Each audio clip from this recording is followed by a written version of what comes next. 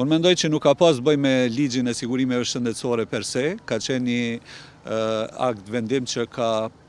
pasu me anulimin, po them kështu kushtimisht, të disa ligjeve, për shkaqe administrative, si shton ata.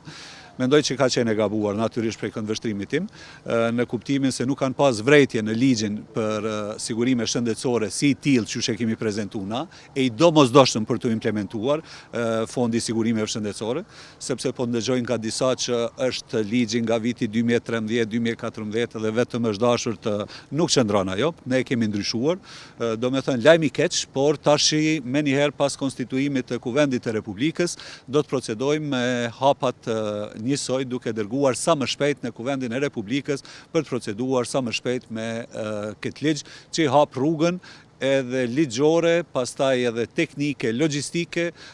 formimit sistemit informativ shëndetësor fillimisht e pastaj edhe fondit për sigurime shëndetësore.